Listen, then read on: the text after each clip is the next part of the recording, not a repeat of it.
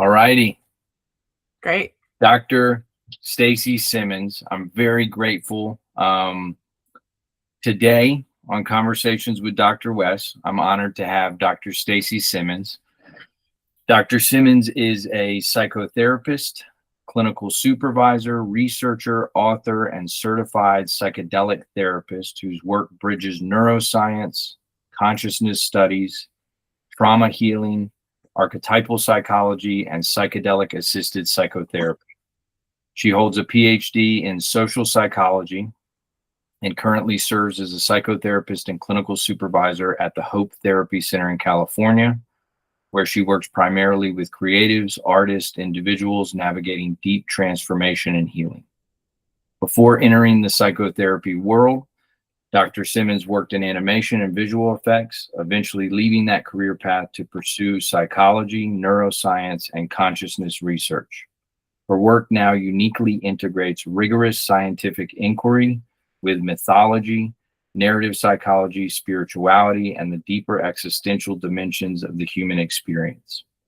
She is the author of the book Mushroom Pharmacy, a deeply researched and accessible exploration of psychedelic mushrooms, neuroscience, mental health, healing, integration, and the rapidly evolving field of psychedelic-assisted psychotherapy. She is also the author of The Queen's Path, a revolutionary guide to women's empowerment and sovereignty, which emerged from over a decade of her research exploring women's narratives, sovereignty, archetypes, and the ways women's lives often exist outside traditional hero-based psychological models. Dr. Simmons is also the first American clinician formally trained in auto-induced cognitive trance through the Trance Science Research Institute in Paris, France, under the work of Corinne Sombrun, exploring non-ordinary states of consciousness and their therapeutic applications. What I appreciate about Dr. Simmons' work is that she is willing to hold both the science and the mystery. Her work explores not only the neuroscience of psychedelics and healing, but also the archetypal, spiritual, existential, and deeply human dimensions of transformation. Dr. Stacey Simmons, welcome to Conversations with Dr. Wes. Thanks, Dr. Wes. Wow, you really made me sound great. I want to borrow that. That's an amazing bio. Thank you. Well, thank you so much. You are great, and all of your work, it speaks for itself, so to speak. And this has been your life's work for years, but I am honored to have you on. I know that we could dive in and talk so much in so many ways. Okay. So I have some different kind of sections, but I'd like to keep it kind of free flow. And where I'd love to start with is this amazing book. So you have written this book, Mushroom Pharmacy, a practical guide to psychedelic mushrooms. The foreword is by, Will Vanderveer? Will Vanderveer. He's one of the founders of the Integrative Psychiatry Institute in Boulder, Colorado, where I did my training. Yeah. And I'm very familiar with them. Amazing work that they're doing. Yeah. But let me tell you the story. So I had done kind of my own journey with plant medicine work years ago when I began the PhD program that I was in at the University of West Georgia, which was Consciousness and Society. I heard about ayahuasca, and I initially was like, I'm not going to go do that. I think that's super out there. And then I just kept researching and reading and listening. And then I felt really called to go do that work. So I went in 2016 to Peru. I had profound experience doing depth work with ayahuasca in a ceremonial sacred tradition in Iquitos, Peru. And then for years, kind of integrated that for the next 9 years of my life, just weaving it in different ways. And then last summer, I had run a youth center for several years, and it became beautiful. I learned a tremendous amount, but it also completely wrecked my nervous system. And I became extremely neurotic and a mind in turmoil, and I was doing all this other work, but I made a trek out to Arizona and worked with the grandfather plant medicine peyote, or what I like to refer to as mescalito. Mm-hmm. And that kind of took me on a journey that was profound, beyond words, so much healing. But then I became interested in psilocybin and what I was seeing. And so I read Dr. James Fadiman's work, microdosing, healing. And so I read it on a plane ride on a Kindle on my way back to Arizona in one fell swoop, just wow. And then I was like, I really want a hard copy. I like having stuff digital, but something about hard copy is just beautiful. So I head up to Barnes and Noble. I'm looking for his book. And in the section, I see Mushroom Pharmacy. And I'm like, I don't know if anybody's going to be that comprehensive and have that. I pick it up and I'm like, holy crap, who wrote this? This is one of the most beautiful, comprehensive. It's got a history of kind of psychedelic work in terms of psychology, and then you touch on everything. So I'm flipping through, seeing Ram Dass and Timothy Leary and Albert Hoffman's, curation of LSD, and then also a beautiful sacred history of psilocybin, which most people don't ever talk about. Its cultural roots and lineage. And so I'm going to quit rambling and just kind of let you tell us a little bit about what got you to write this incredible text, and then maybe dive in some to your own journey, kind of what got you to write the text, and then just, the research. So right before COVID, so 2017, 2018, my practice partner and I, Jenny Marie Batiston, who is the founder of our therapy center, she and I were looking at our own journeys, and we have very parallel but very different spiritual practices and journeys of our own. And we were talking about how, and one of the things I loved about your work is how neatly we kind of coalesce in our approaches, because people don't heal psychologically without healing spiritually. Like, that is a real, Jung knew it. He tried to introduce it. It made him a pariah in the psychological community in Switzerland and in Vienna. But we were talking about that not from this historical perspective, but from our real lived client-patient experience. And around the same time, Will Vandeveer, and I forget his partner's name, I'll remember it in a minute, they started the Integrated Psychiatry Institute. And Will in particular is a psychiatrist, and he had given up psychiatry. He had also went down to South America, had a ayahuasca experience, and had tried to figure out okay, what does that mean? I don't want to continue to be a psychiatrist in the same traditional way. And he created this institution, and their first cohort to train people in doing psychedelic therapy, they didn't even know if anybody would sign up. The only place before them that had tried was CIIS, and they were very successful, but there was some controversy with some of their original founders or collaborators. And so he was like, I don't know. And then all these people rushed in, and Jenny and I were in the first cohort to be trained as psychedelic therapists. And for me, psychedelics weren't necessary to my spiritual work. So I didn't think that was the only route. I just knew that it was a powerful one, and that if people could access psychedelics, that they'd have an easier time accessing their own deeper inner self, which, otherwise you'd have to do through years and years of meditation training or something. So we got trained, and I was absolutely blown away by the quality of the training, the depth. I mean, it was a year-long fellowship where we were in class 4 days a week. It was no joke, right? It was serious.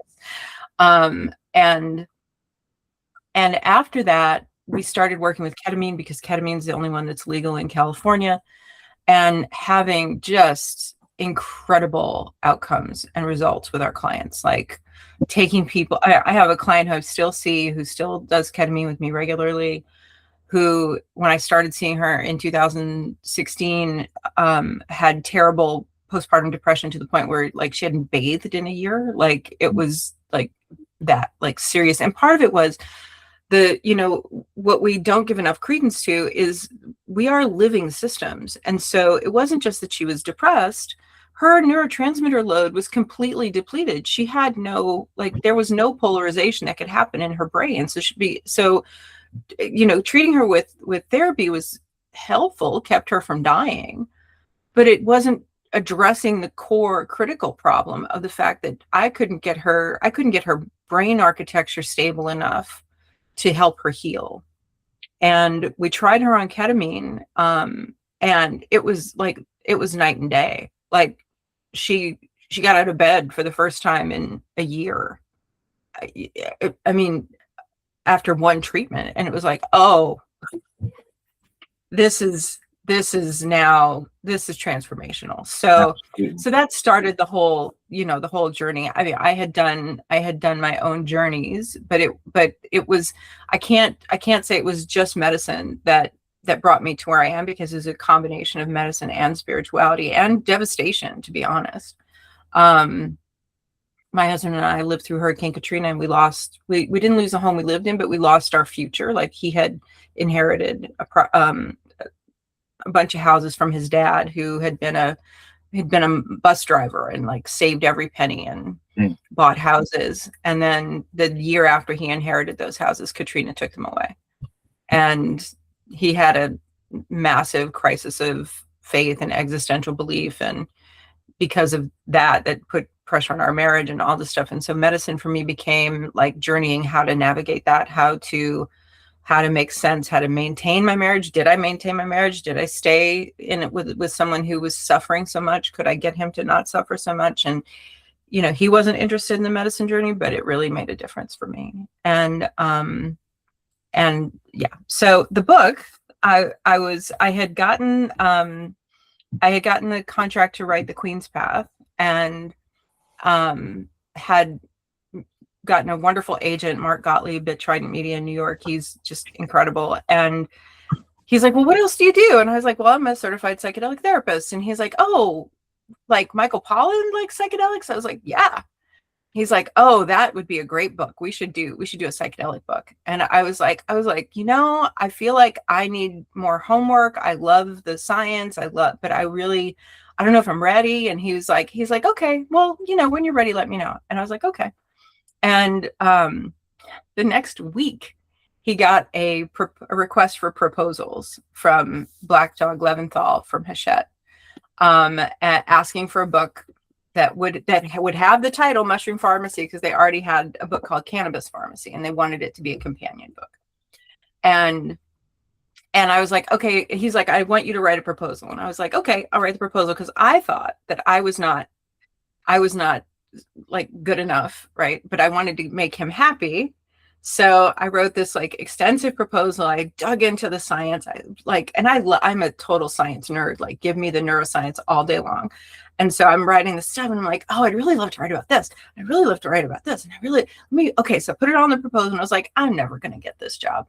They're going to hire somebody that Michael Pollan recommends, or they're going to go to Will Vanderveer. They're not going to hire little old me. And I mean, a week later I had the contract, and I was like, oh, okay. And then I was writing 2 books in a year, which kind of broke my brain a little bit, but it was so much fun. And this book is such a labor of love, because it really spoke to me about the importance of giving people good information, and giving people like, I've had so many clients who've come in and they've done their own journeys without assistance, without preparation, without integration. And it's like, and then they come in and they think that if they're having like a serotonin syndrome episode, that it's actually depression. It's like, no, you did mushrooms on top of your SSRIs, and now your brain is all out of whack. So So next time you do that, just come in first and we'll go through the harm reduction steps, and we'll do preparation. We'll then, after you do it, we'll do integration and talk about, and it's been really powerful. Like now my clients know that if they want to go, because I can sit with someone doing mushrooms. I can prepare them. I can integrate them. I can't provide them. Right. So if they find them, they go get them. Not yet. Not yet, but hopefully, I'm hopeful. Yeah. I'm really hopeful. So that's kind of how the book came about. But I've had so many clients who now will go do mushroom journey on purpose. And then we work on that material sometimes for months, like one journey. And we will work on that material for a long time. A client I'm thinking of right now who he had a huge amount of trauma and loss in his life. His family was all gone. It was just him, and he was pretty young. And he did this journey, not knowing that it would be fine with me. Because look at me, I look like middle-aged soccer mom, right? Like, so he didn't know. And he's like, he came in kind of embarrassed because he was all kind of messed up from it. And it wasn't messed up like the journey messed him up. It was the content of the experience had been so powerful and profound that he didn't feel like he had any other option but to bring it into therapy. And he's like, I did this thing. I hope you're not mad. I'm like, why would I be mad? You're looking for answers. I'm not the only answer. Like, you please bring whatever into this room. And we worked on that material for years, even in subsequent journeys, because the symbolism and the messaging was so critical and such a pervasive through line to all of his life, all of his trauma, that it really helped him understand it. And even like he went on this 6-month tour of Europe and he was still sending me emails like, this came up again. This came up again. It's like, yeah, that's how it works. Dr. Simmons, I'm blown away because I think you were at the forefront of this kind of burgeoning growth of psychedelic-assisted psychotherapy. And much like you, I, for years, have had clients, and I've worked with a lot of adolescents and young adults, so emerging young adulthood, but anywhere from like 15 to 25 that would come in my office and talk about their journey or experience with psilocybin, with LSD, and found experiences. And what was always so disheartening for me was the lack of container that these young people had to understand what occurred, to work through the journey. And so there I was having to just give tons of psychoeducation, risk reduction, harm reduction, preparation, integration, but then also be the first person to talk to them about setting. And don't listen to Black Sabbath while you're doing mushrooms. Like that. That's right. Could be healing for some others. And and I want to back up to kind of your own. You made me think about when you talked about your husband and you and what you guys kind of maneuvered. How Eckhart Tolle speaks so much about suffering being and a transformative tool to spiritual awakening. And I think, it's an ass kicker, no matter what the suffering is, but he's so true when he speaks about it. It's like, I know for me in my life, the times where I have expanded the most in my consciousness and grown the most have often comes from pain and tragedy and loss and suffering in some form or another. And so, but so I have so much. I wanted to also talk a little bit about what you just kind of touched upon, which is, we live in a culture in which Western culture tends to supersize everything. That's good. Just crank it to so right now you can see, I have a lot of young adults that I work with that will go to different music festivals, and we they'll do interviews with people there, and they're like, I'm on LSD, I'm on MDMA, I'm on Molly, and the distinction and the delineation between experiential use of these substances and compounds and then therapeutic depth use and trying to help parents honestly understand that, because for so long so many parents are going, no, my child has struggled with addiction and drug use and abuse for years, I'm not even Mm-hmm. going to open the door on the Mm-hmm. potentiality of psychedelics being transformative or healing or holistic. But what I'm trying to kind of explain is the real depth piece. And that's why I'm talking to you, where what we're seeing with plant medicines like iboga, Mm-hmm. and it's help with immediately helping people transition away from heroin, fentanyl, and opiate Mm-hmm. addiction that they've dealt with for years. And but Yeah. now the new study that just came out with psilocybin helping with cocaine abuse, Yeah. and really helping understand that these plant medicines, when respected, when Mm-hmm. used in appropriate setting with good intention and preparation and integration, can be deeply healing and transformative. Mm-hmm. And of course, can also be Be abused. abused. Right. Yeah. Mm-hmm. Yeah. But I would I love think, to hear you speak yeah. on that. Yeah, I mean, what I tell patients, because I obviously reach this, have the same kinds of reactions from people. Well, is there a danger of is there a danger that I will become addicted? It's like, yes, but what are you becoming addicted to? Do you have an addictive personality? Are you looking to escape? Are you using therapy as an escape? Like, so let's take it all apart so that we can identify it, right? The thing that and that usually like shocks them a little bit, right? And it's like, so if your answer is no, that you come here for transformation, then my guess is that you're going to come to medicine for transformation as well. You're not going to come for the escape, because who would do this difficult work just for an escape? Like, it's too hard. Like, it's not, yes, you feel good afterward, and that lasts about 2 weeks, and then you have all this labor you have to do if it's going to be useful. So that usually kind of takes people out of it a little bit. But I always need to talk to them, and it's my need, right? Is the neuroscience is clear. Like, when the reasons that this works, the reasons that psychedelics work, is because we get new neural structure from these medicines. On one dose of psilocybin, you get neurogenesis and synaptogenesis in the brain. One dose. We have no other medicine except psychedelics that does that. And Yes. if you are creating new structures, then you can create new circuits. If you have the same circuits on the same structures all the time, then you're going to be stuck in the same loops, or it's going to be harder to break those loops.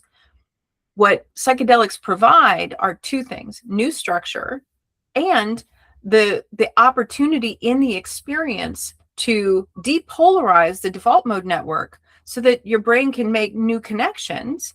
You're not stuck in that same place all the time. What happens is, and so the default mode network is these parts of the brain, the amygdala, the limbic system, parts of the precuneus in the back of your brain, like parts of your brain that keep you kind of operating all the time, right? So if you have OCD, it's overactive. It's giving you all those negative feedback loops all the time. But what we know that the DMN is really active in rumination. And when we close our eyes, or we're, thinking of nothing, the DMN pops into place. If you take psychedelics, the DMN goes offline. And what that means is not only that you don't have those ruminatory voices anymore, but that your brain starts allowing connections between parts of itself and different networks inside the brain that don't usually talk to each other, because they're being interrupted by the default mode network. They're being, curated, if you will, by the default mode network. So when you have new structure and new connection, you have a new brain, you have a new person, you have new options. And there's no other medicine that does that with the kind of capacity and structure that psychedelics do. All the classic psychedelics do. Even ketamine does that. Absolutely. And it makes me, let's nerd out. Let's go. Yeah. Yeah. So the neuroscience component is very beautiful to kind of see, because I think these drugs, the traditional drugs of severe addiction, whether we're talking about cocaine, methamphetamine, are working on the dopaminergic system and That's working right. primarily with dopamine, which is, Mhm. I love how Dr. Gabor Mate talks about it in the realm of hungry ghost. It's like Yeah. you can never get enough. These Right. creatures in the Buddhist wheel of life that are called the Petras that have these huge stomachs and little necks, and they're constantly consuming only to Mhm. never be satiated. And Yeah. that's what we see in that type of addiction. Mhm. And maybe you can talk a little bit in depth about the neuroscience of classic psychedelics. Like I've studied and I understand they work on serotonin and the Mhm. 5-HT2A receptor, but Right. maybe we can kind of bridge people into why these classic psychedelics, not only working on the default mode network, which you beautifully Mhm. described, but what they're doing neurochemically at that level. So before I do that, I want to go back to what you were talking about, the dopamine system, right? So the primary place where addiction happens in the brain is a part of the brain called the nucleus accumbens, which is kind of like back here in your like the top of your skull area. And that part of your brain is implicated in satisfaction and in reward seeking. And so dopamine becomes this signal that there's reward, right? Like you feel good. You have the thing, it's like, oh, I got the gold ribbon, hit a dopamine in the nucleus accumbens. And when you take certain kinds of medications or drugs, like if you take opiates, if you take methamphetamine, all those dopamine seeking dopamine, I can never say that word, dopaminergic, Yeah. dopamine, that one. That like lights up and goes off, right? And it's because it's this particular part of the brain.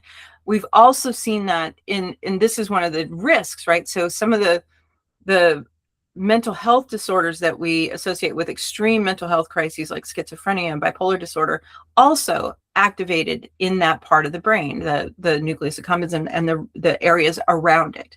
So when you have somebody who's got a dual diagnosis problem, right? Like they have addiction problem and they have mental health issues, it's because that part of the brain and the adjacent structures are all overactivated or underactivated. So that's why they seek out those drugs to keep them, keep that part moving and satisfied, because otherwise they feel unsatisfied. They feel unhappy because they don't feel like they're accomplishing anything or they're doing anything. So it's for me, it's really important to talk about like what addiction is. It's a hunger, like you're talking about with Gabor Mate's work, right? Like it's the hunger for satisfaction. It's the hunger for feeling accomplished. It's the hunger for needing to belong.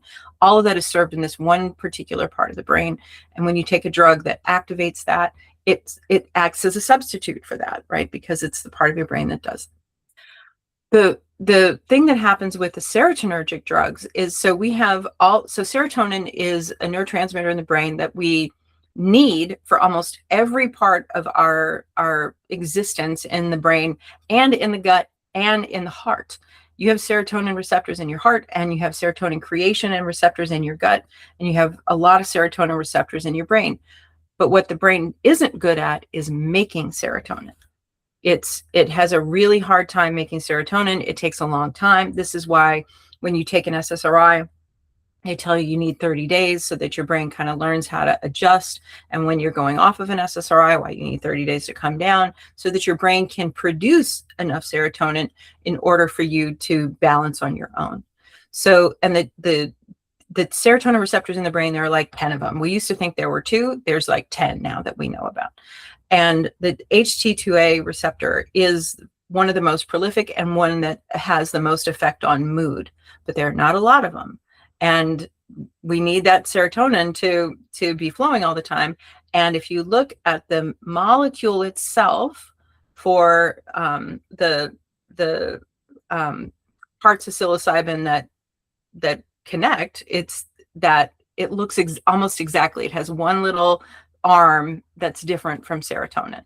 And is this psilocybin, where psilocybin converts to it's psilocin, psilocin? actually. So yes, it's psilocin. So psilocybin gets translated through your liver. It takes off this one part of the psilocybin molecule and become psilocin, which is also produced in the body, by the way, but not in great quantities. And then the psilocin is what's used in the brain that is so similar to serotonin, so that your brain thinks, oh, I've got an abundance of this, like, let's use it, right? So, and that flood of psilocin in the brain is what gives us the experience, is part of what gives us the experience of the trip, right? Because then psilocin is acting on the visual cortex, acting on the precuneus, and it's acting on the frontal cortex, it's acting on the limbic system. It's all the places where serotonin can go, psilocin can go.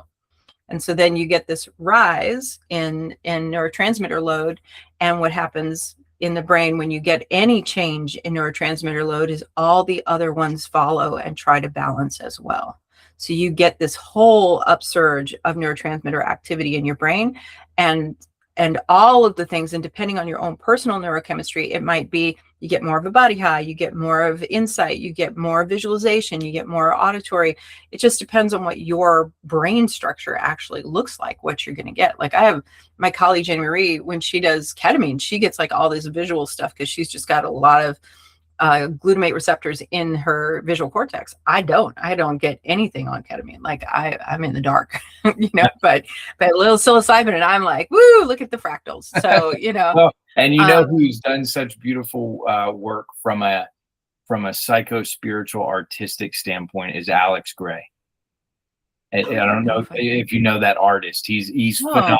Oh my gosh, I'll have to send you. But he has painted, him and his wife, that exact realm.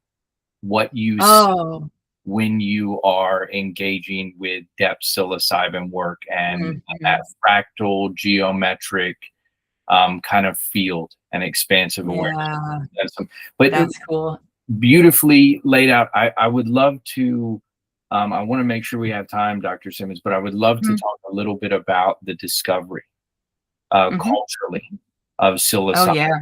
And your book, does a beautiful job of kind of describing, but it was, if I remember correctly, it was around the time that Albert Hofmann accidentally synthesized LSD from the ergot,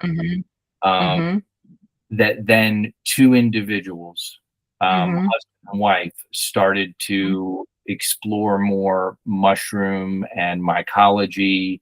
But maybe you can talk about them, and then also the woman who they found in Mexico, and her lineage, because I think the way you spoke to it was so poignant, so important to recognize her role in all of this, and where would we be if she wasn't a part of this? We wouldn't. Like, we owe Maria Sabina quite a big debt. So I'm going to say I do not remember their names, but they were New Yorkers. I have it. I can pull it up. I was reading last night, and I was just I was doing the same thing. Oh my gosh! I want to remember this. Just remember it. And if you'd have said their names, I would have been like, yeah, them. It is Robert Wasson and his wife, Valentino Wasson. Am I saying it right? Yes. So she was Russian, actually, and the kind of mycology interest started with her. So she grew up in Russia, and she, had learned at her grandmother's feet which mushrooms to eat, which mushrooms not to eat, and all that. And Russia's kind of a mycophilic society, as opposed to some other societies that are mycophobic. So afraid of mushrooms versus loving mushrooms. And so she was actually the one who really started the two of them. He was a banker. He worked for Morgan Stanley, or the predecessor, one of those, so it was like but that era of the 40s and 50s, when they were doing this work, was very exploratory, and people were very curious. And there wasn't this kind of culture this against this kind of anti-drug culture, because there just wasn't a lot of drugs. Mescaline had made an appearance, and there were people who were touting it as the be all and end all, and there were people like Jung who was like, I don't think so. And then there are other people who are like, no, this is, we need to explore this. So the Wassons wound up going, they had heard about a mushroom that you could take that would show you God.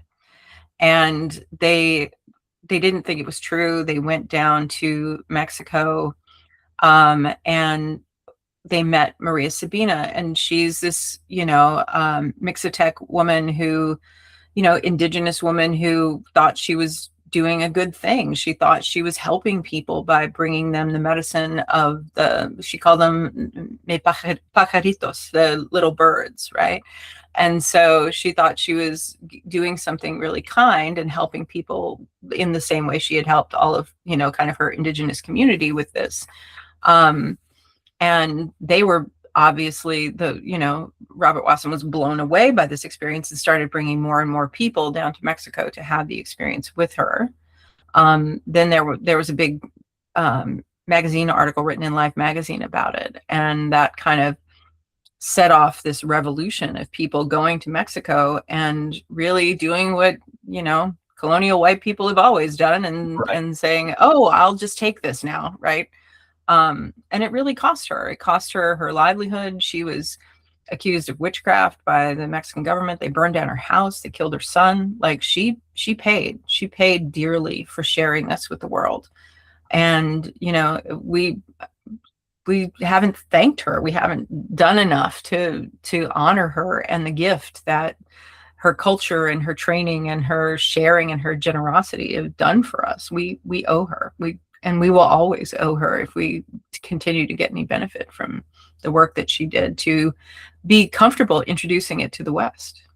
Absolutely. And I feel like that's one small way that we can attempt to pay homage or tribute to recognize how influential and pivotal she was, and how important that, because it's the cultural piece that is deeply concerning to watch. The plant medicine,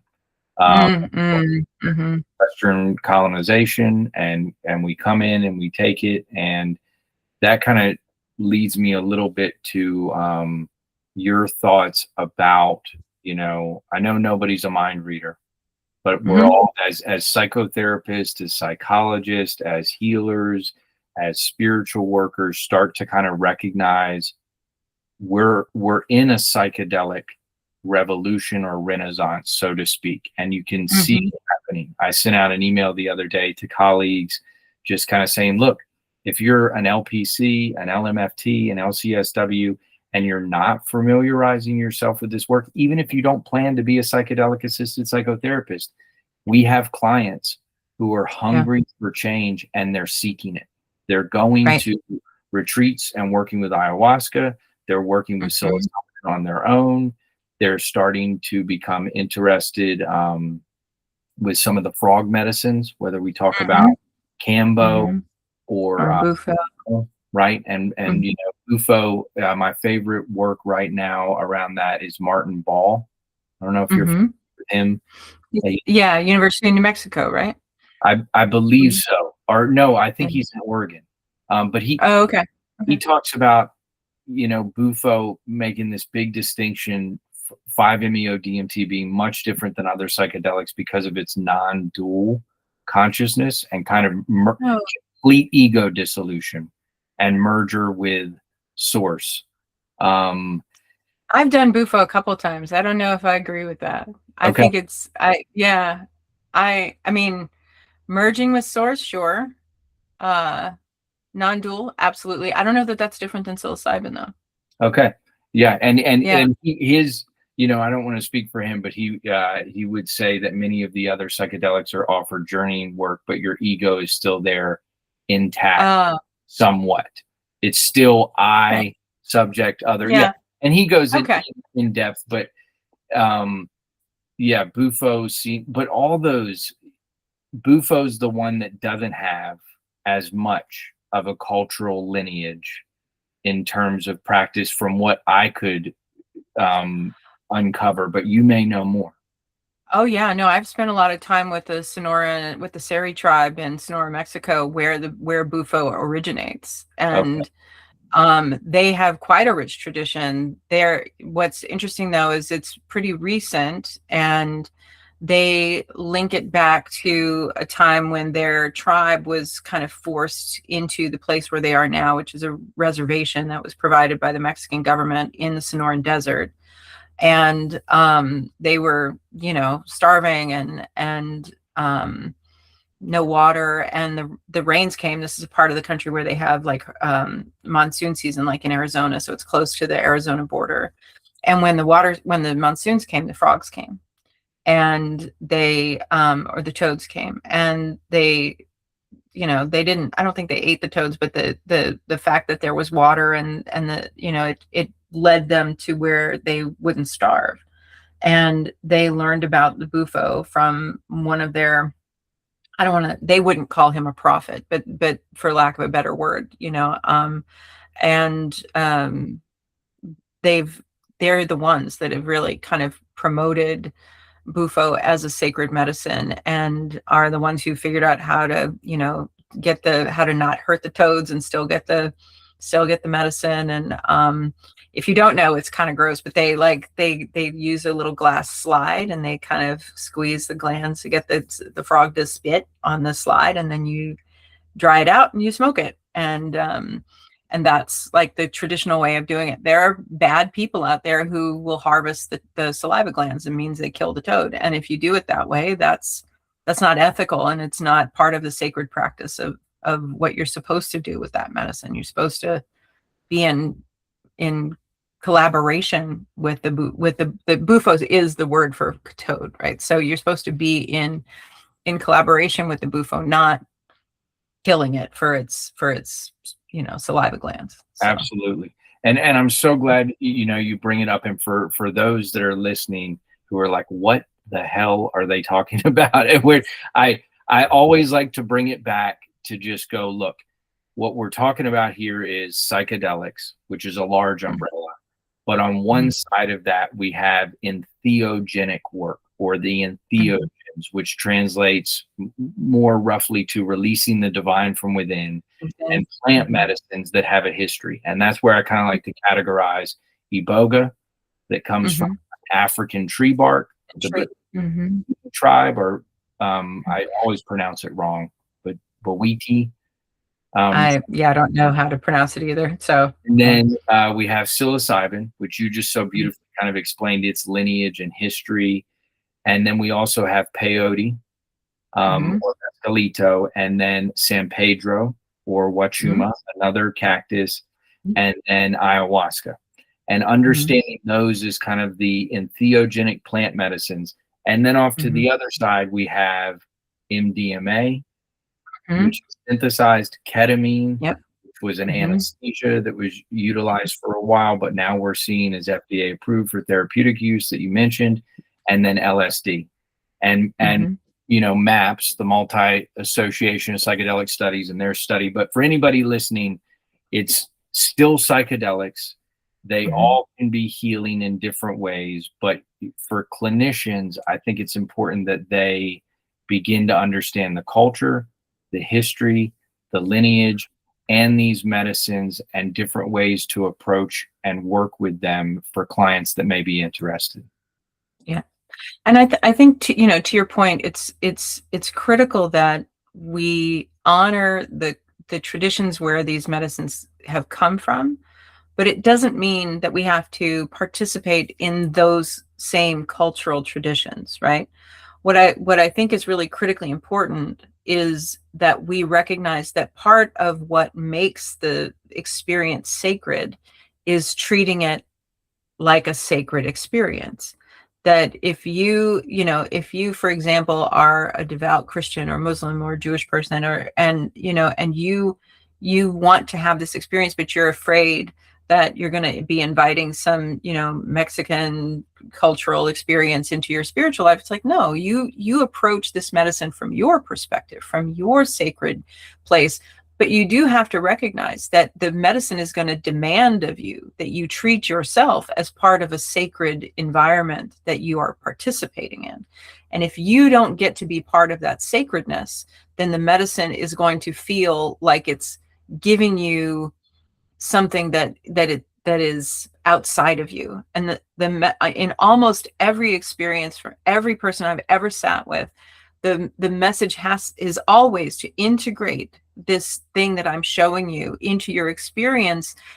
And the like tag along to that is because you matter, and your experience matters, and your whatever your position is in the world, wherever you are sitting in the world, we need you. So please heal and bring that healing to other people. And it doesn't mean go out and be an evangelist for psychedelics. It means go home and be kind to your family. It means be filled with grace when you talk to the lady at the bank. Like it's not bigger than that. That is the big thing. That's Absolutely. the hard thing. Beautifully said. And I think, I'm so grateful to watch kind of a lot of the healing that is happening. And I like to say this to young people as well, because, in my practice, and of course I'm alternative and I have a lot of tattoos and I do music and art. And so a lot of times young people will put me on a pedestal, so to speak. And I don't want to proselytize the use of these medicines, but what I do want to speak and shout from the rooftops is sacred respect and reverence for these cultures, these medicines. And so I also like to just kind of name that, look, I've met hundreds, if not thousands of people, and I've met a lot of people that have done a bunch of psychedelics and have done a lot of journeying work and haven't really integrated and done a lot of spiritual growth, ego checking work. And then I've met hundreds of people who have never even touched psychedelics, but done all types of psycho-spiritual growth work, and trying to kind of explain to people that like the medicine can do some surgery or some work, but it can never do the PT. Right. Do the depth integration. Love that work. And so, but they've been so healing for me and kind of recognizing my journey. That it's something that I think I'm so glad that we're talking about it. So let's do this, Dr. Simmons. I know we have about maybe 10, 15 minutes max left. We'll have to do another one. Because you guys, I would love to. Cool. There's too much. We touched on neuroscience, but the psychedelic renaissance, what we're kind of seeing. Maybe you can talk a little bit about mushrooms specifically, and psilocybin and its role. But what I was blown away by is all the different types of mushrooms. And I know I take a morning tea that has a small amount of psilocybin, but it also has lion's mane, reishi, and changa, which are 3 other mushrooms that are non-hallucinogenic but have a lot of medicinal use. But I was blown away to understand the difference between but the difference between strain, strain and species. Yes, and then just how many psilocybin mushrooms there are and types. And just help us understand that a little bit more. There's so many. So almost every continent has its own species of psychedelic mushroom. Most of them are psilocybin producing mushrooms. Some of them have a small bit of psilocin. Some have other compounds, like Amanita muscaria has a whole other compound that's not psilocybin at all.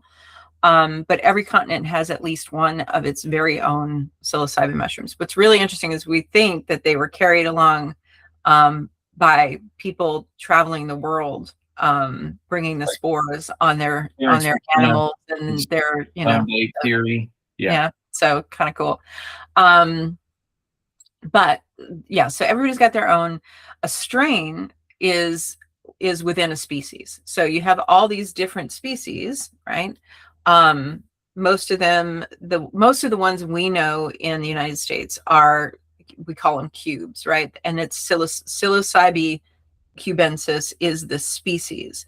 And then because cubes are so easy to grow, and because back in the 60s, people started growing them in their house. And so there are all of these, there are all these spores that have been floating around for the last 60 years. People have gotten really creative about how they breed the mushrooms, and then they create strains trying to create higher and higher doses of psilocybin inside the mushroom. So, yeah, and they have a contest every year, called I think it's called the Psilocybin Cup, and they test for who created the strongest mushroom with the most psilocybin or psilocin, so psychoactive compounds in the mushroom. So yeah, I mean, it really depends. Like there's like probably 100 different strains of cubes that, like, people have all heard these names, like penis envy and golden teacher and all of that. Those are the strains, but they're all psilocybe cubensis mushrooms. There are other mushrooms like flying saucer mushrooms, like those are actually a different species of psilocybin mushroom that grow in the Pacific Northwest. And then there are some that are really interesting. Like there's one that I'm desperate to learn more about that I wrote about in my book, that grows in Japan. And it's one of the few psilocybin mushrooms that has been shown to have an effect on, now this is a lab effect on rats, not people, but have an effect on OCD. And when they tried to isolate from the mushroom, the Japanese mushroom, this particular strain of psilocybin, and then use just that in the experimental case, it didn't have the same effect. So there's something happening in the mushroom itself, either between the compounds or in relationship to how the compounds react on the brain, that is having this really profound medicinal effect for something as really difficult to treat as OCD. So, we're at the beginning. We don't know anything, but yeah, we have species and strain. Every continent has its own species, but the strains are pretty much at this point man-made. So awesome. Let me ask you this. I want to end with kind of two separate questions, and hopefully we'll have enough time. One, for anybody that's listening that is curious or feeling called to work with psilocybin, is there any type of therapeutic recommendation that you would make? And I know it depends on kind of where the person is. I tell a lot of my clients, safety, harm reduction. One, if you're taking any SSRIs or any other psychiatric medication that may have contraindications, we want to look at that and we want to taper off of that. Yep. But in terms of, micro dosing versus macro dosing, any kind of information that you want to speak about on that for somebody on their journey? I mean, I'm a big fan of microdosing for people. It's very similar to taking an SSRI, and the way that, because it's affecting the serotonin levels in the brain, the way that it's most often promoted is that you don't do it every single day, and you don't do it without a timeline. So if you're going to microdose, then say, I'm going to microdose for 6 months or 3 months, and I'm going to do it on the weekends, or I'm going to do it 3 days a week, or I'm going to do 5 days a week. But you always give yourself a break, and you always give yourself a time frame where you say, at the end of this time, I am going to take a longer break. So if you decide you're going to do it for 3 months, then take a month off before you do it again. And the reason is because you want those serotonin levels in your brain to balance themselves out and give you a new baseline. You don't want to just keep giving yourself medicine, because it's the same thing as being stuck on a SSRI or SSNI for your whole life. It's the same. You're doing the same thing. So yeah, anybody that's interested in microdosing, I think it's a good idea. In terms of, if you're interested in doing a big journey or doing a big hero dose, then you need to do your preparation. Like it's not a party drug. Or if you try to do it that way, you might find yourself in a icky situation later. So do your preparation. Why are you doing this now? What's coming up in your psyche? And you don't have to have like a deep insight into your own trauma to get there, but you have to be willing to be confronted by your own trauma as part of the experience and part of the later integration. So if you're going to do that, I would say, what's showing up for you right now? Write it out. Start creating and start journaling, start thinking about it. If you don't like to write, then draw. do something that gives your psyche expression so that you're paying attention to what's happening inside of you, so that when you when you start doing a journey or you look at something later, you can see the progression. And one of the things that I've learned in doing the auto-induced cognitive trance in Paris is that whatever you bring forward, whether you think it has meaning or not, it has meaning and it holds information. So if you draw just scribbles on a page and you think that doesn't mean anything, you are incorrect. It means something. And when you come back to it later, that information will still be imprinted on you. So use it as part of your journey, as part of understanding where you want to go, how you want to go, and integrating what comes out of the psychedelic journey itself and the integration later. I think it's also really important to mention that those changes that we see when people take psilocybin or take any psychedelic, you have insights for weeks afterward because you've raised all of the neurotransmitter load in your brain. It's not just the trip. It's the trip and the information. And then the research shows us that without integration, a lot of the circuitry that you create is lost. So the integration is a necessary part, not only of the psychological understanding, but of the structural understanding and permanence of the changes that you're trying to make. So integration becomes critical. If you want to do this for healing, if you can find somebody like you or like me who is familiar and comfortable working on preparation and integration with you, then by all means do that. It will help you enormously.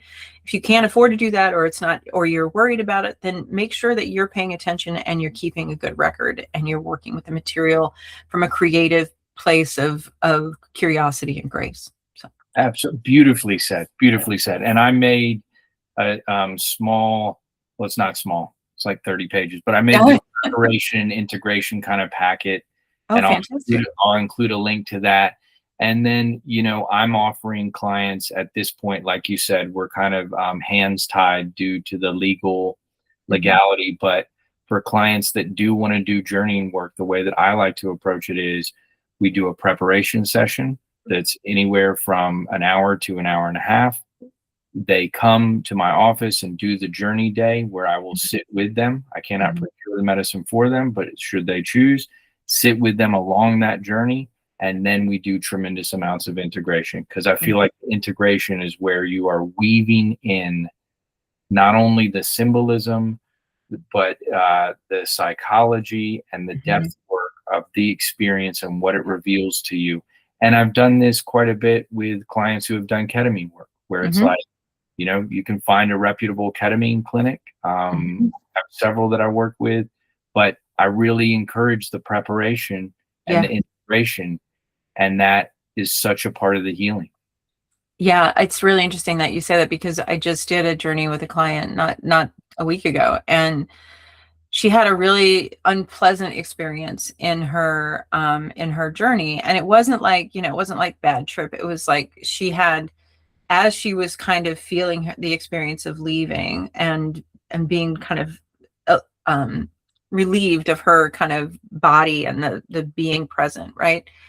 And this is somebody who's done a lot of journey work before. Her rational mind came in and was like, "What are you doing? You're not doing anything. This isn't real. Nothing's going to happen. You're going to wind up in the same place," right? To go to your point about ego, and she was disappointed, and her intention before the journey was, I want to understand what to do in order to feel free in the next step of my life. There's some stuff going on. And so she was really upset. And what we got to in the integration was, no, your brain was actually showing you exactly what you do.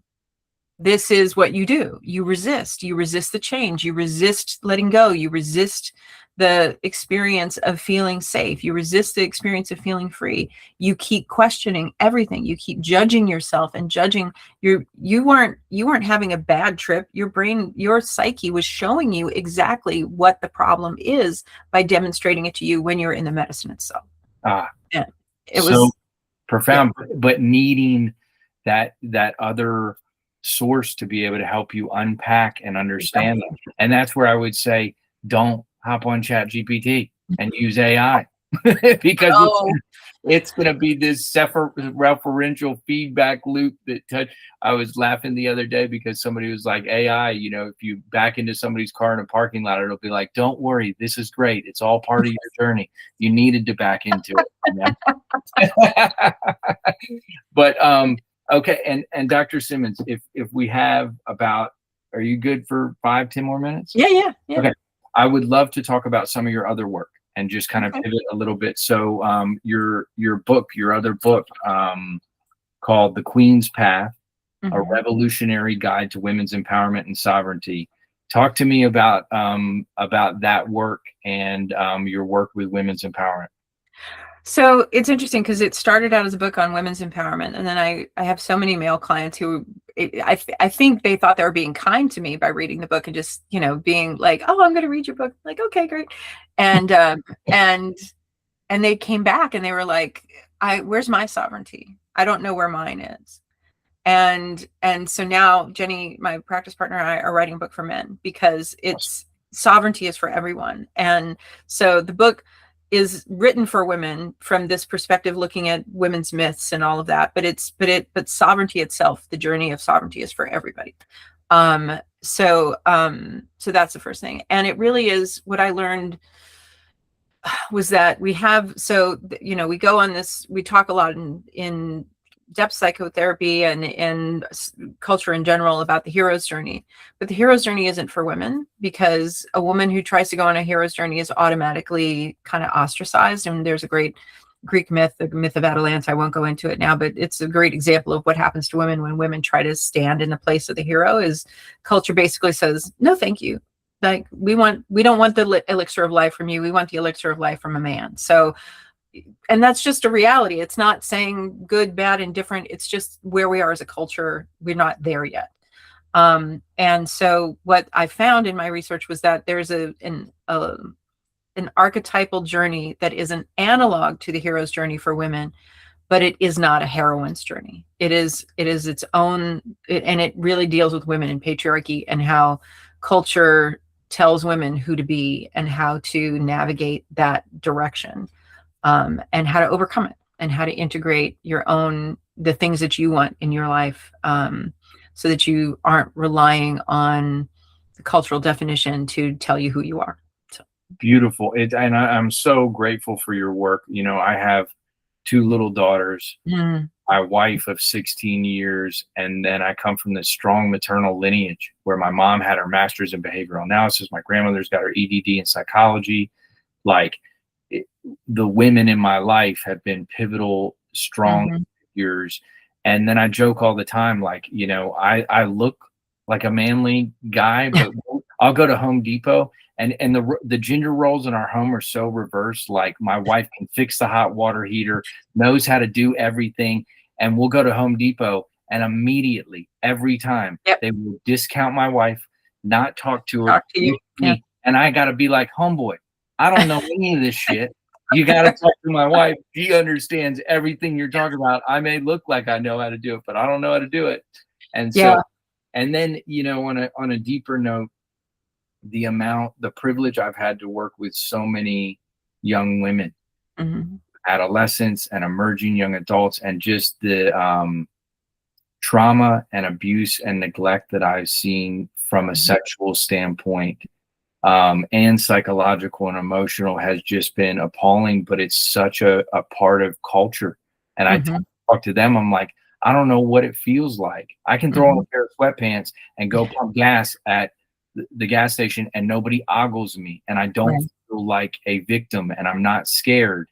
And for women in our culture and our society, that patriarchy is still so present and so kind of immersive that I feel like the greatest thing that we can do is empower and protect. And if you are a man, to be able to recognize that, pay attention to it, have awareness of it, and then call out other men. 100%. Yeah, I agree with you. And I think, it's interesting because I think that there, I was just in Salt Lake City meeting with some other medicine providers, and one of them was kind of telling me that, and she was much younger than me, and she's like, well, I grew up in a matriarchy. My mom was she ruled the roost. And it's like, that's not matriarchy. Matriarchy is when everyone is, the care of everyone is centered. Men, women, children, the care of those people is what is the central aspect of the culture. Patriarchy, the central aspect of the culture, is conquest. And we have to get away from the conquest mentality, because we're at this point, we're eating ourselves. Yes. We're not, there's no other conquest. Like that's why some of the billionaires want to go to Mars, because they want to like, oh, let's go conquer something else. It's like, the Garden of Eden is here. Like, yes. Stay here and invest. If we invest, like you and I are doing with each other right now, like I'm sure that you do with your patients, because we have this very simpatico kind of approach. Like, I'm not invested in my patients or my clients following my advice. That has no meaning to me. What has meaning to me is that my clients and patients improve their lives and have meaning in their lives that works and is valuable to them. That's all that matters. Yes. And to offer that, conquest is somehow better than that. Like, it's not. And anyway, I could go on about that. No, but yeah. It's beautiful. Well, and my belief is that it's going to take a revolution of consciousness. Yes. And we're seeing it. And I study a book. It's been profound in my life, but A Course in Miracles. Oh yeah. Studied for years, and it repeatedly speaks about how whatever you give, you receive. Yeah. And so, if you're giving conquest, you are getting that energy. The energy you get it back. Yeah. Yes. And so it's like, but if we are giving, healing and love and empathy and compassion, we give it, we are receiving it. We're receiving ourselves. Yeah. Absolutely. Yeah. I'm a Wiccan, and I practice for 30 plus years. And the first law of magic is called the law of unity. I am everything and everything is me. There is nothing that is not me. And therefore, if I treat the stray dog down the street with antipathy or animosity and hurt him, I'm just hurting myself. Yes. So, same thing for my neighbor. Yeah. Beautifully said. It's like, have you ever seen the egg theory? No. It's a little video. I'll have to send it to you. It's great, but it says anything you do to another, you're simultaneously doing to yourself. And when we can wake up and see that, beautiful things will begin to flower, and it's already happening. Yeah, exactly. And I think we are on our way, but I think people like you and me, we have to be the shepherds for the next generation. Like the ones coming behind us, the kids that you worked with, like they want the world to be different. Like they're ready for it, and they're not going to tolerate, what my generation tolerated. They're not going to, I'm Gen X, like they're not going to tolerate like being the redheaded stepchild with the latchkey kids. They're going to be like, no, I'm not doing that. You're not sending me to go, fight your wars for money. Like I'm not doing it. Well, Dr. Simmons, I'm so grateful.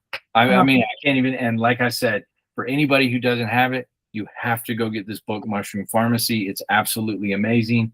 But I will put a link below to all of your books, to the organization that you work at, and then also your website, which has all of your information. And thank you again for coming on Conversations with Dr.